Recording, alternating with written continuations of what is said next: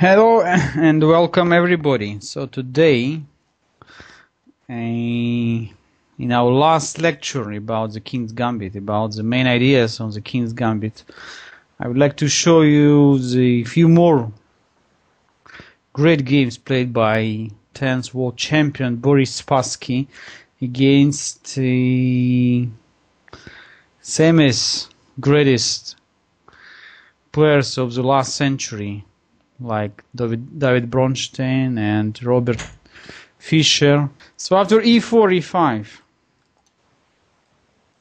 f4, e takes f4, knight f3. So this time we have the smash of two specialists about the King's Gambit, Boris Spassky against David Bronstein. And quite interesting that Bronstein here plays d5 also, doesn't like to check the Spassky's preparation after the most critical line after g5. So if you ask me, so what's today's theory recommends here for black, that once and clearly the g5 is the best choice. After h4, g4 and knight e5, so the theory, today's theory says that no need to think about the material too much. So the best way here for black is just to give away the pawn, and after knight take g4, knight f6, black is creating just very interesting counterplay. So the position is still very complicated, but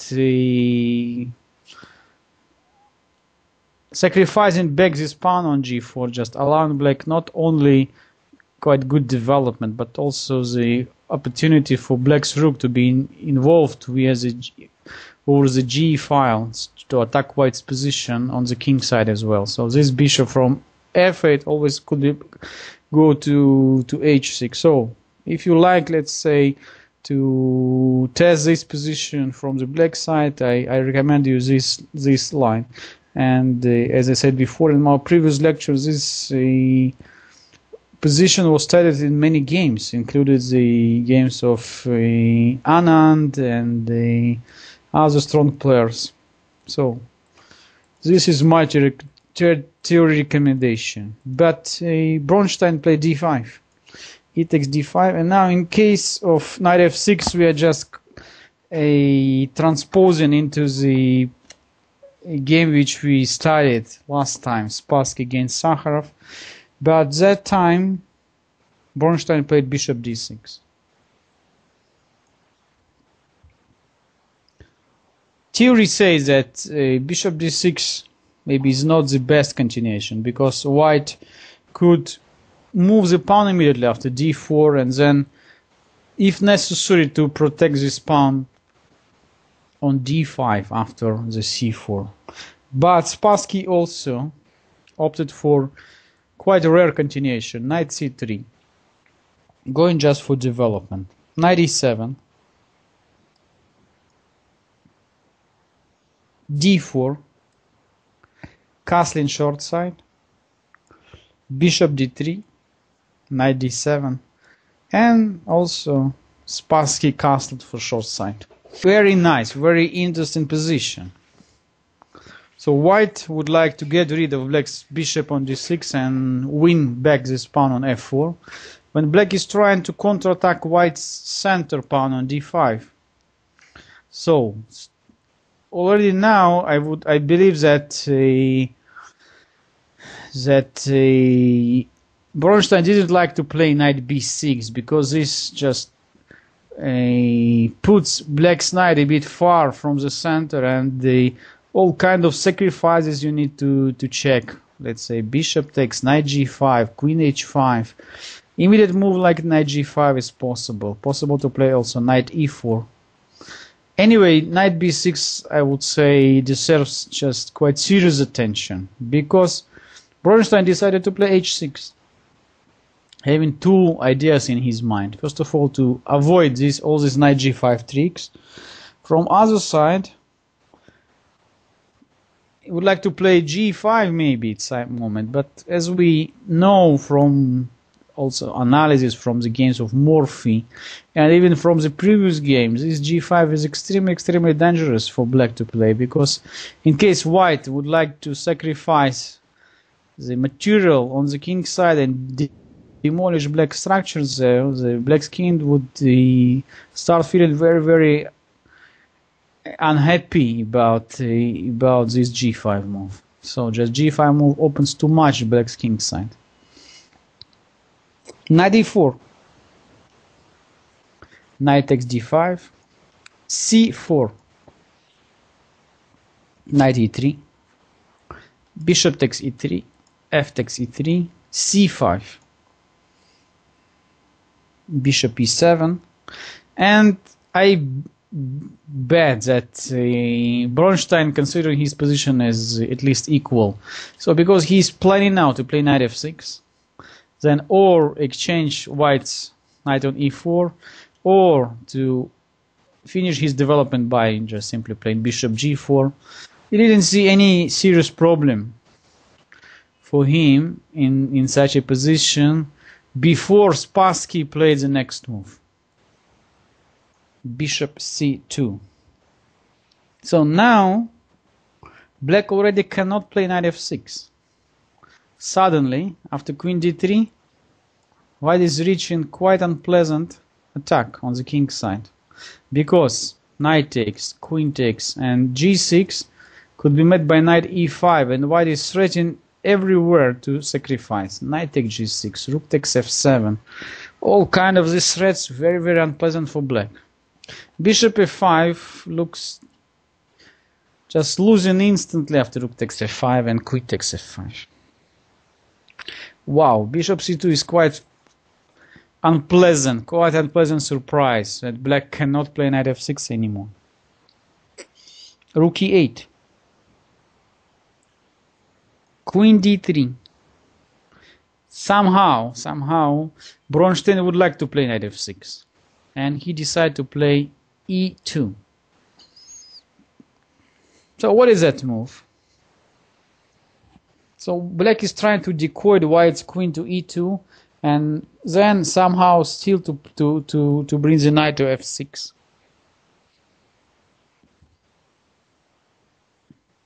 So it's not a question here that white is keeping better position, even in case we simply play rook f2 with the next idea just to bring the second rook to e1, then rook takes e2. White is having quite unpleasant pressure over the open files, so especially f7 and e5 will be opened very soon.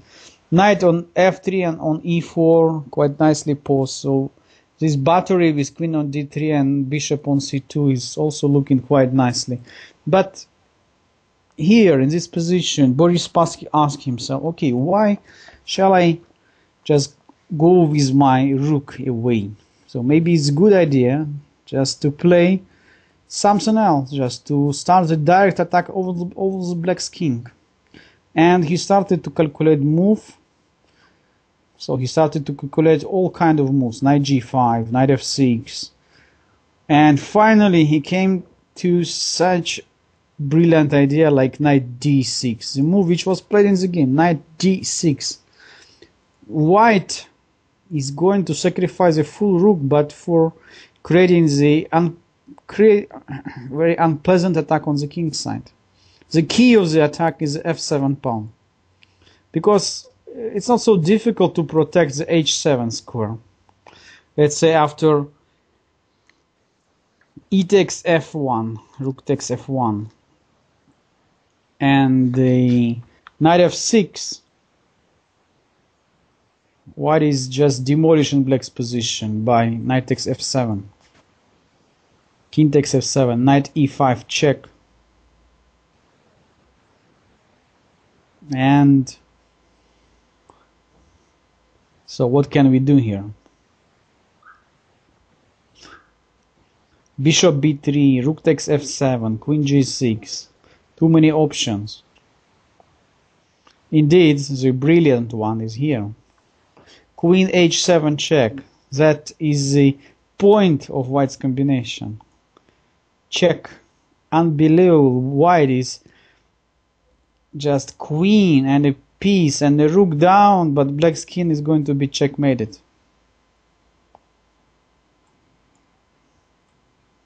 smothered mate. So I believe that it's not so difficult for the player of caliber like a Bronstein to realize the white threat. So he had to play in this position. Bishop takes d6. This was the only chance for black to believe in a future after king f8, c takes d6. But still, after capturing and rook takes f1, white is continuing his very strong kingside attack. Check, check, queen takes here g7, queen takes h6, and after queen b6 black still has some chances to survive. Anyway, it's not so easy to find all these variation in when you're just under such a pressure and your clock is still ticking, and very fast, I believe.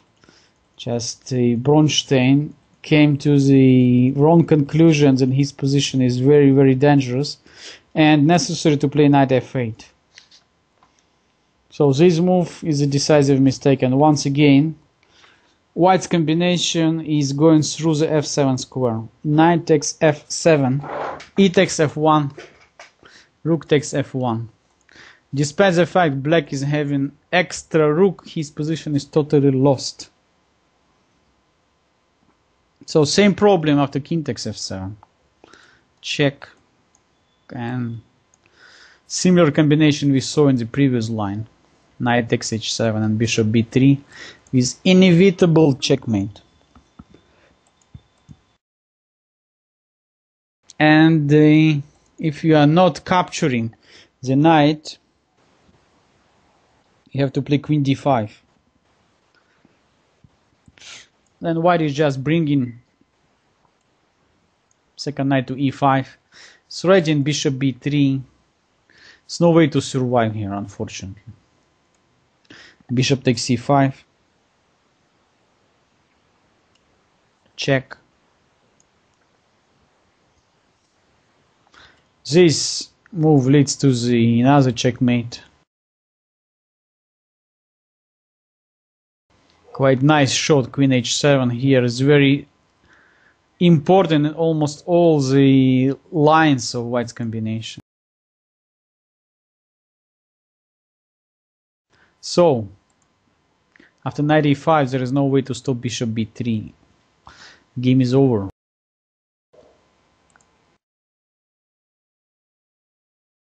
So, black played bishop f5. Queen takes f5, queen d7, but of course this cannot save black. White is having just exchange down, but full control over all light squares and threatening knight e5 in almost in all lines, and bishop b3. It's not giving black any chance to survive. Bishop f6, knight e5, queen e7, bishop b3. So the material, we could say, almost even. White has exchanged for the pawn and the strong bishop on b3 for black's rook, but the main problem, of course, the position of black's king on g8. So all light squares just impossible to protect. Bishop takes e5, king takes e5 check, king h7, queen e4 check. Black resigned, since after king h8 and rook takes f8 he's going to be checkmated, or rook takes knight g6 check, same. So this brilliant game was awarded by the prize of the tournament, Leningrad 1960. So this game played just almost 50 years ago, but such a great example of the King's Gambit in practicing. And finally, I would like just to look at this another famous game played by Boris Spassky against Fischer.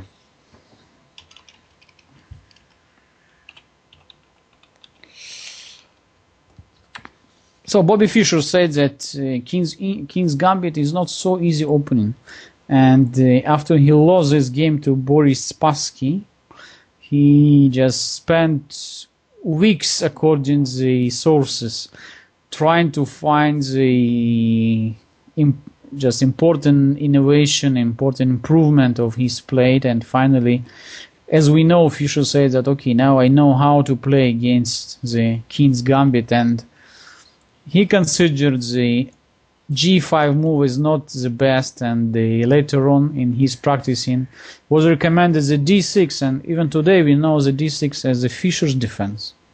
But in this famous game, he played G5. H4, G4, Knight E5, Knight F6, D4,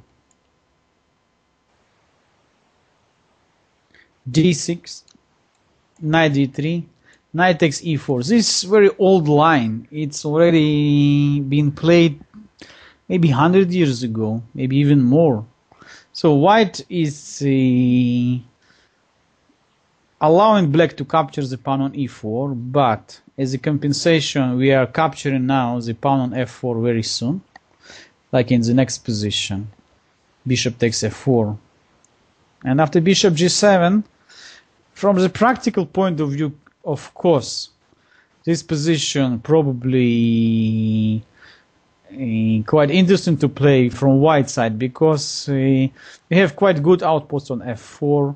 The black's knight on E4 can be attacked very fast. So white could support his attack on the king's side by moving the king to the long castling. So at some point we can just even create some pressure over the F file, or after H5, H6 also create additional threats against the black's king. Indeed, all these factors, I mean, according to today's theory, not enough as compensation for the pawn.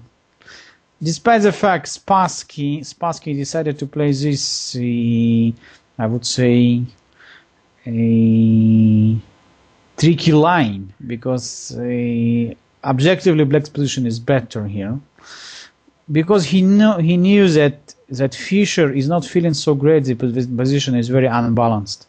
So when the situation becomes just very complicated, Fischer cannot use his brilliant intuition and his brilliant techniques. So that is the reason why Spassky very successfully played Bobby Fischer in the 16th and was almost destroyed by the Fischer in the 1972 World Championship match, when this Reykjavik clash took place, just almost already more than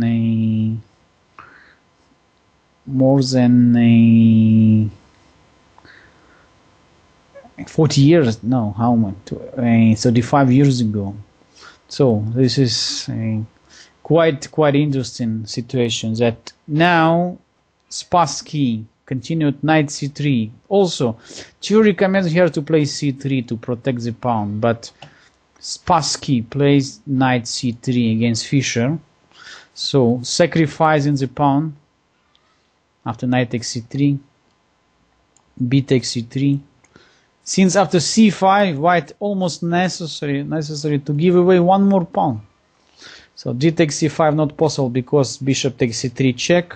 So suddenly Spassky has to give away one more pawn. But I believe that was one of the main ideas of Boris Spassky. He played simply bishop e2. And after c takes d4, offered Fischer one more pawn, short castling. This is unbelievable.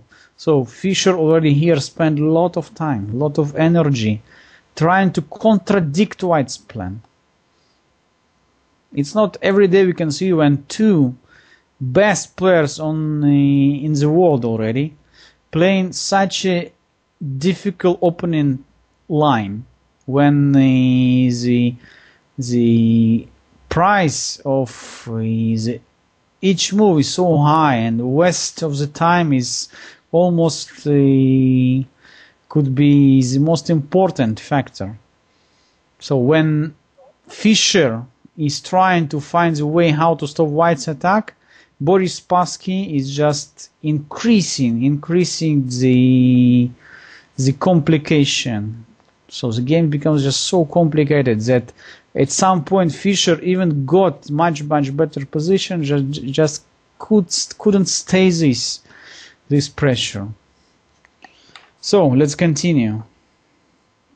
First of all, for the next few moves, Fischer played very good. So instead of capturing one more pawn, he just continued developing his pieces. Knight c6,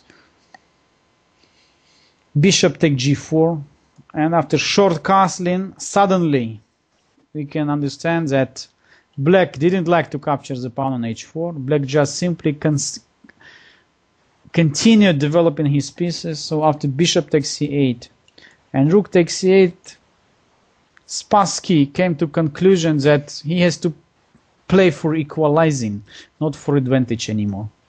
Since Black's position is very promising, Black would like to bring the queen somewhere to g6,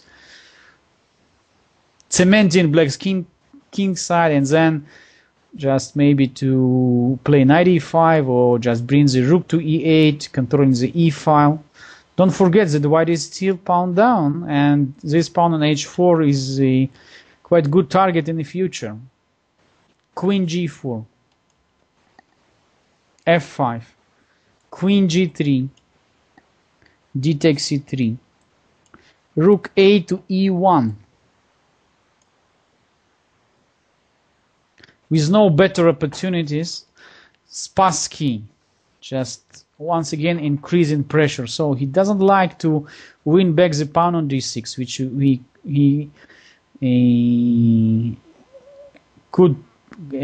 could capture any moment, but he would like just to centralize all his pieces and still believing in his attack on the king's side. So maybe his next target could be h5 and h6, maybe rook e6, maybe bishop g5, and then brings the knight to f4.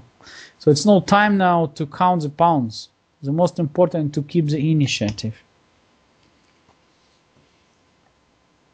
King h8, king h1, so avoiding any checks. White is not wasting time for playing king h1. So this checks on over the a7 g1 diagonal is just quite important in many variations. So after rook g8 and bishop d4, finally Black plays rook g8 and bishop takes d6. And I remember that when I analyzed this game, and of course many different commentators, and including the Fischer himself in his famous 60 memories game, he said that at some point he just completely lost his control. He was much better, he had a pawn up, but Spassky all the time increased the pressure, and finally he lost the position because he just can't stand this pressure for a while. And I believe that Spassky just showed his brilliant also psychological talent in this battle, because he knew that Fischer, who was already quite strong player at that time, would love to beat one of the strongest Soviet grandmasters. So he understood that Fischer would put lot of efforts in that game. So he just tried to put the problems, to put such an unusual problems to Fischer, which just Fischer finally failed to solve. Bishop f8. Bishop e5 check. Knight takes e5. Queen takes e5. Well, was possible to play bishop g7, of course, but Fischer is trying just to play rook g7. And he completely overestimated here the rook takes f5 move. After queen takes h4 and king g1, suddenly white's king is quite safe and black's king is in trouble. White is having all his pieces centralized and very unpleasant threat rook e4. In the time trouble, Fischer totally lost his mind. Look, it's only move number 23, and already after queen g4, Fischer here in this very, very sharp time trouble. Rook f2. He could force for a few next moves to force Spassky to accept the draw, but still he playing for a win, and that is the reason how finally Spassky even succeed to win this important game. Bishop e7, rook e4, queen g5, and now very strong move came from Boris Spassky. He played queen d4, and after rook f8, Fischer completely overlooked this nice move, rook e5. So after rook e5, suddenly black loses the coordination between the pieces. So rook f8 is a blunder. So now, because queen h4 will be met by rook takes f8, otherwise black is just losing a piece. Queen h6, rook takes e7. So queen cannot check on c1 because knight takes c1.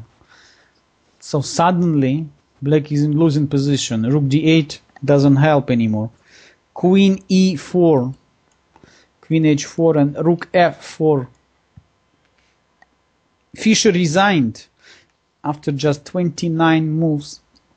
Boris Spassky destroyed Robert Fischer in the King's Gambit. Of course, this game is very, very complicated, so I just didn't like to pay much attention to analyzing all these variations and to consider what way black would find the better outcome, or when black really missed his best chances. I would like just to show you that when you play the King's Gambit, you have to be extremely careful. You have to play very, very precisely, because after one bad move, like here in Fischer's game, you just could lose a game. It's even very hard to call that Fischer blundered something.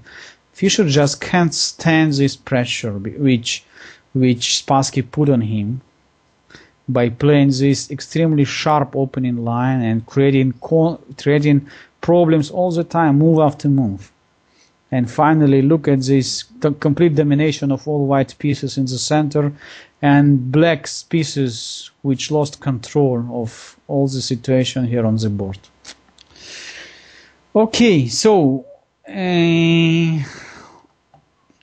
what I would like just to show you, to tell you a bit more about what today we know about the King's Gambit. So after e4, e5, f4, e takes f4, and Vasily Ivanchuk here plays bishop c4. And a few more games I analyze this line. Very interesting position.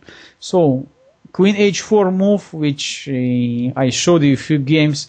Today is not recommended one. So for black, the main theory today is goes this way: knight f6, and after knight c3, black plays c6 with the idea to play d5, trying to equalize just. If you look at the knight f3, as I said before, g5 is still the strongest continuation. So in case of h4, g4, knight a5, d6, knight takes g4, knight f6, as I said before, position is quite complicated, but according to the theory is quite equal. So if in case of f4, black is not allowing white the sacrifice, I mean black is playing bishop c5, not taking the pawn on f4, and white is keeping slightly better position almost in all variations after knight f3, because d6, bishop c4 or knight c3 leads to the situation where we have like a Italian kind of structure when white's pawn is slightly more active already post on f4. So white is keeping the threat of f5 and f takes e5 and then bishop g and then bishop g5. And in case of bishop g4, I would recommend you to analyze the home outcome of h3 move, which already analyzed more than 100 years ago. So in that case, after bishop takes f3, queen takes f3, and knight d4, white has very promising rook sacrifice, queen g3, very like a position, very like a fried liver attack. When for rook on a1, we are getting just quite strong opportunity to create the attack on the king side after f takes e5 and then rook f1 and bishop g5. Theory says that white is having very strong attack in all these lines, so I would recommend you to analyze this position. Maybe it would be quite nice practicing for you. Okay, with this just a short overview about today's theory about the King's Gambit, I would like just to finish my 5 chapters course about the King's Gambit, about the main ideas of the King's Gambit. And I would like to thank everybody for watching, and I believe that you enjoyed the lessons. If you have any question, you can contact me on my website www.chesslessons.wordpress.com. Happy to be with you and see you next time. Bye.